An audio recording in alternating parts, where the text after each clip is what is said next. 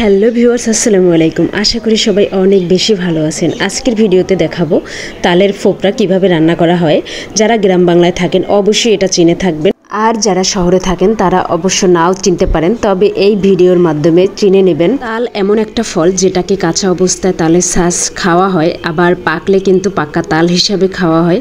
পাকা তাল খাওয়ার পরে যেই আটিটা রেখে দেওয়া হয় সেটাই গজ হয়। সেই গজ আসার পরে কিন্তু ভিতরে ফোপরা হয়, সেটাকেও বিভিন্নভাবে বিভিন্ন জেলায় রান্না করে খায়। আজকে আমার মা এই ফোপরাগুলোকে সুন্দর করে রান্না করবে, সেটা আপনাদের দেখাবো। প্রথমে আটিগুলো কেটে নিতে হবে, অবশ্যই দা দিয়ে কেটে নিতে হবে, নয়তো বটি দিয়ে কাটতে গেলে ভেঙে যেতে পারে। শক্ত কোনো জিনিস দিয়ে কাটতে হবে, সেক্ষেত্রে দা অনেকটা শক্ত হয়, সেটা দিয়ে কাটলেই ভালো হয়। এরপরে এগুলো বের করে নিতে হবে, তারপরে সুন্দর করে পরিষ্কার করে নিতে হবে ফোপরাগুলো। এখানে আমরা একদিকে তাল কাটতেছিল আর একদিকে আমরা চামিচ দিয়ে ফোপরাগুলো উঠাচ্ছিলাম। অবশ্য আস্তে আস্তে উঠাতে পারছিলাম না, ভেঙে ভেঙে যাচ্ছিল। আস্তে আস্তে উঠাতে পারলে আরো ভালো হতো, কিন্তু সেটা পারছি না। এই যে আমার মার রান্না করার জন্য চুলার উপর পাতিল বসিয়ে দিল। এখানে এলাচি দিছে, দারচিনি দিছে, তেজপাতা দিয়েছে, পরিমাণ মতো চিনি এবং পানি দিয়ে জাল করতে হবে। মাটির চুলে এভাবে রান্না করার স্বাদই অন্যরকম।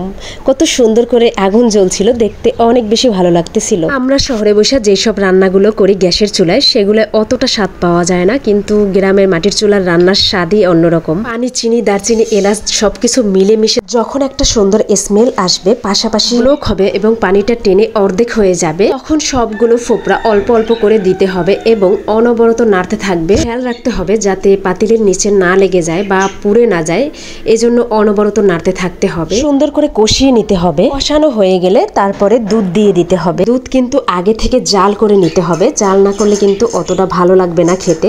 দুধ দিয়ে সিদ্ধ না হওয়া পর্যন্ত এখানে ঢাকনা দিয়ে ঢেকে রাখতে হবে। চাইলে একটু পানিও দিতে পারেন, এটা আপনাদের ইচ্ছা। আর চাইলে পুরোটা দুধ দিয়েও রান্না করতে পারেন, যে যেইভাবে রান্না করে। এখানে আমরা একটু পানি মিক্সড করে নিলাম। সিদ্ধ না হওয়া পর্যন্ত এভাবে জাল করতে হবে। যখন সিদ্ধ হবে তখনই কিন্তু নামিয়ে নিলেই হয়ে যাবে।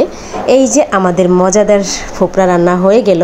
এই খাবারটা কিন্তু ছিটা রুটি পিঠা অথবা রুটি পিঠা দিয়ে খেতে অনেক মজা লাগে। বাসায় আপনারা ট্রাই করে দেখতে পারেন, অবশ্যই মজা লাগবে আশা করি। আজকের ভিডিওটা এখানেই শেষ করব, দেখা হবে নেক্সট কোনো ভিডিওতে। ততক্ষণ সবাই অনেক ভালো থাকবেন।